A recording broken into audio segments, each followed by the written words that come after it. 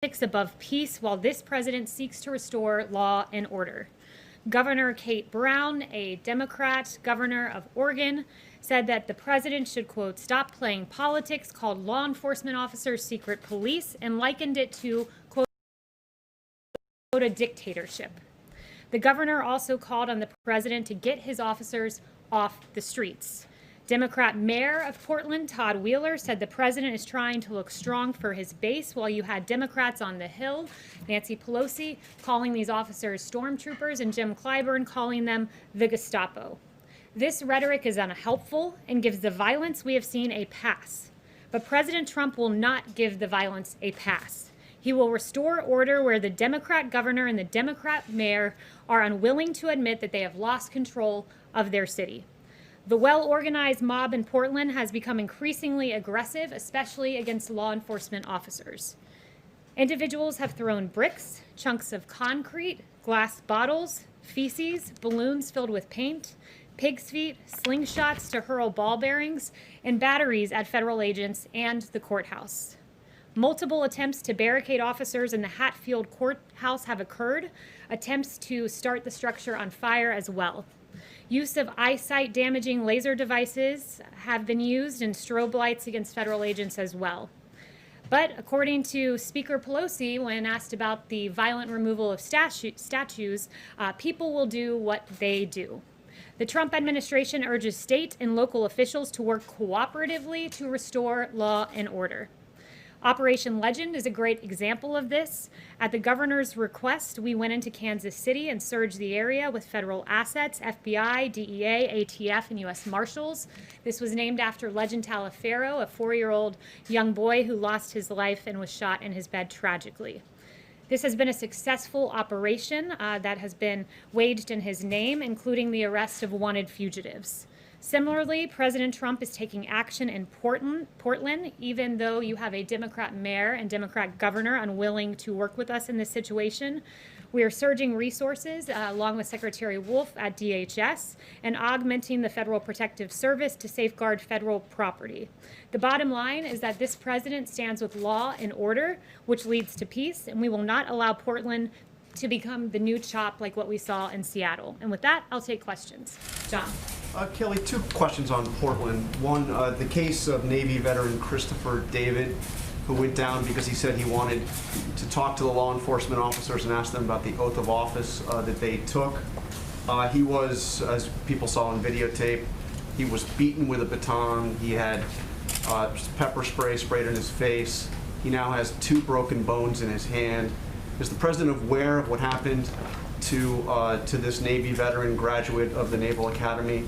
And does he condone that kind of action by these law enforcement officers? Yeah, I'm aware of the details of that situation. Haven't heard the audio of the video, though I've seen it, and I'd refer you to DHS about the extenuating details. We always encourage the appropriate use of force, and we also encourage those in the area to remain peaceful towards our law enforcement officers. And my second question is, where in the Constitution does the president derive the authority to send federal law enforcement officers to the streets of American cities against the will of the elected officials in those cities? Yes, well, what you're referring to is Portland, and 40 U.S. Code 1315 gives DHS the ability to deputize officers in any department or agency, like ICE, Custom and Border Patrol, and Secret Service, quote, as officers and agents. They can be deputized for the duty of, in connection with the protection of property owned or occupied by the federal government and persons on that property. And when a federal courthouse is being lit on fire, commercial fireworks being shot at it, being shot at the officers, I think that falls pretty well within the limits of 40 U.S. Code 1315. So that's a matter of protecting federal property, like federal courthouses in the case of Portland. Does he see limitations to that power? How far does that power extend into the streets of the city of Portland? What are there limitations on that? So under that authority to protect a federal property. Under the law, we believe that agents can conduct investigations of crimes committed against federal property or federal officers, and in the case where you have someone shooting off a commercial-grade firework and then running across the street, we don't believe that extends past our jurisdiction. Yes. Haley, thank you. Yesterday, the president tweeted out an image of himself wearing a mask. He said that wearing a mask is an act of patriotism. No one is more patriotic than him. Then just hours later, he was spotted at the Trump Hotel not wearing a mask. Why did it take him so long, first of all, to be seen wearing a mask in public? And why the mixed messaging on this critical health issue that his own top health officials have said is critical to fighting this pandemic?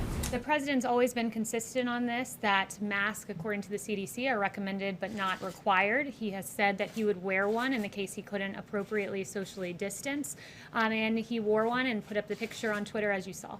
Does he think that it's important to lead by example on this issue? Well, the president has led. He's been consistent, even going back to March 31st, when he said, then my feeling is if people want to do it, there's certainly no harm to it. But he hasn't done it, Haley. He hasn't worn a mask. president- And so it's sending, is it not mixed signals? The president wore a mask in May. The president wore a mask at Walter Reed out of an abundance of caution. But as I've made clear from this podium, the president is the most tested man in America. He's tested more than anyone, multiple times a day. And we believe that he's acting appropriately. Let me ask you about the federal stimulus, if I might. Negotiations are ongoing. Why is the White House blocking Republicans' request for more funding for testing and contact tracing? Senator Roy Blunt saying it just doesn't make sense. I think that's just wrong.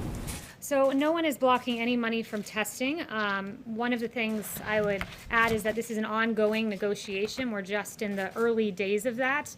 Currently in federal coffers, we have $10 billion, that's with a B, unspent, that is allocated for testing. And we want to ensure that in phase 4, there is money that is targeted for testing in the way that makes most sense. Republicans say they need that money. Is the president willing to come to the table? We're willing to put in money for targeted testing that makes sense, not just dumping money into a pot that already contains $10 billion. Haley, there's very little support in Congress for a payroll tax cut, but the president keeps pushing for it. Why is that so important to him? How does a payroll tax cut help the 25 million Americans out of work when they're not getting a paycheck? Well, there are a number of things we're looking at for phase 4. And one of those things is unemployment benefits, where, as Secretary Mnuchin said, we want this to be completed before July 31st, the date that runs out. We don't want something to be an incentive where someone gets overpaid and has a disincentive from going back to work, where they get paid more on unemployment benefits than at work. So we want to be cautious about that while making sure that those unemployed are taken care of. But the payroll tax in particular goes to some of our hardest working Americans. The people that it benefits, if you look at the tax structure, are middle income and low income workers. And not only that, there's an incentive on the employer side with a payroll tax holiday that encourages them to hire more too, because it reduces their burden. So it's a very smart policy. But those are people who still have jobs, so wouldn't it be more important to focus on the people who don't if you're worried about the overall cost of this stimulus? We can focus on a number of things at once, and part of that's a payroll tax for middle and low income Americans who are out there working each and every day and making their way through as best they can. It also means unemployment benefits. It also means direct payments to Americans. So we're looking at all of that, and we would like to see all of that. The second question on the briefing today at 5 o'clock, should we expect to see members of the coronavirus task force? Will Dr. Fauci, will Dr. Birx be there? You'll have to tune in to see. Yes. Thank you. On Portland, on sending agents to Portland, as well as plans for Chicago, why are these the right people to send? My understanding, these agents often work on human smuggling, drug trafficking, things like that. Do they have the right skill set, whether it's gun violence in Chicago or quelling unrest in Portland? Well, first, let me add, they haven't been sent to Chicago. These DHS officials are currently in Portland protecting a courthouse. We do believe they're the right individuals for that, as does 40 U.S.C. 1315, the United States Code. It's egregious what's happening. The frequency jammers, the pellet and air rifles in Portland, it's being depicted as this peaceful scene. I can assure you it's anything but that, where you've had barricades trying to keep officers in the Hatfield, courthouse, injury to a Border Patrol team member's leg, injuries to the head, shoulder, and back of a deputy U.S. Marshal. A U.S. Marshal impaled his right hand on a board filled with nails set out by the protesters. This is not a peaceful scene, and I'm very thankful to our U.S. Marshals and ATF and others who are acting in accordance with a statute and protecting a federal building, and doing so at great cost to themselves. Yes. Thanks, Haley. I have 2 questions for you on the stimulus. First, since you guys are committed to the payroll tax cut, that seems to be driving up the price tag of the whole package. So is the White House view the $1 trillion figure that's been cited by GOP leaders as a hard cap? Are you willing to sign something that would spend more than that? These are all preliminary discussions, so I'll leave it to the negotiators to decide. The $1 trillion number was cited by Secretary Mnuchin yesterday. But look, this is the beginning stages. We're looking at a number of things, but the president was very clear that he would like to see a payroll tax in there, along with liability protections, tax credits for businesses to bring people back to work and to have safe work environments, and of course, $70 billion for schools to reopen safely, at least $70 billion. And then on the testing piece, what are the long wait times that we're seeing for tests around the country suggest that we do need a massive influx of testing beyond what's unspent, and that the federal government should take more control of the country's testing program? So we do want to see more testing funding, but we want it to be targeted in a way that it gets to the right people who need testing at the right time, not just dumping money into a bucket. So we want more money. We want it to be targeted. But I'm glad you brought up the timing of the testing. I talked to Dr. Birx, and she's very encouraged by the pool testing that's being worked on. You can run 4 to 5 times as many tests in the same period of time by decreasing turnaround times at a minimum of 2/3. So if you took 3 days to get a test result, it goes down to less than 1. If it took 6 days, it goes down to less than 2. And it's more labor intensive, so they would need to hire additional personnel, but CMS is funding the test at about 4 times the actual test cost to ensure technicians and PPE requirements can be met. So we are seeing encouraging signs on that front. Yes. Thank you, Kaylee. Just going back to the Portland situation, what is sort of the policy justification for federal officers not identifying their agency and their arrest authority when they take a protester into custody? So I've been told by DHS that there is insignia indicating that they're law enforcement. They, in the case you're referencing, did identify themselves to the individual being obtained, but that they don't identify themselves to crowds because it would put them at great risk. And I think you can see that, as I noted, when they're sticking their hands into boards left out by some of the rioters. Yes. Hey, Kaylee. On June 16th, a little more than a month ago, the White House, via the Vice President, published an op-ed in the Wall Street Journal. The op-ed said that the media has tried to scare the American people about the coronavirus. It talked about low positivity rates and declining case numbers in half of the states. There have been 25,000 additional deaths since that was published. Does the White House still stand by that op-ed? And then just more generally, what happened here at the White House and the administration in the last month when the message was that this was a problem that was on the mend and being addressed, until now with the exploding cases we've seen and 141,000 deaths? Well, the White House has always been very clear-eyed that as we reopen, we would see embers and in some cases fires. We've been very aggressive in addressing that, sent out 19 teams to go to emerging hotspots. Dr. Birx has been to 9 states. She does a lot of extraordinary work on that front. So we've been clear-eyed that as we reopen, we would see embers and sometimes fires, but we're encouraged that when you look at case fatality, for instance, we're below the European Union, we're below the average of the world, and I think that that speaks to our incredible work with therapeutics and our incredible work with testing, 46 million tests. The number 2 in testing in the world is India at 13.79 million.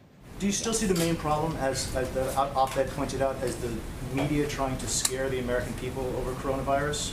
I think in many cases the media has tried to scare the American people. I think there's been a deficit in reporting about the cost of staying shut down, for instance. When you have the fact that the American Cancer Society saying that during the pandemic we saw an 80% drop in cancer cases being identified, there are real costs to a draconian extended shutdown, and you never heard the other side of the health equation. You never heard that mammograms were down by 87% and colonoscopies down by 90% and drug overdoses going up month after month through the lockdown. So it was the right decision to make. The president saved 3 to 4 million lives, but it's important to note the other side of the health equation about what extended lockdowns do to the American people. Yes. Yeah, the president says he wants to send these forces to other cities like Chicago. Cities where the federal property isn't necessarily under attack. What are they going to do when they get to Chicago and these other cities with higher crime rates, higher shooting rates, higher murder rates? If the president's worried about that, what are they going to do? What are they going to arrest people with? I think you're getting ahead of the president here. Charges.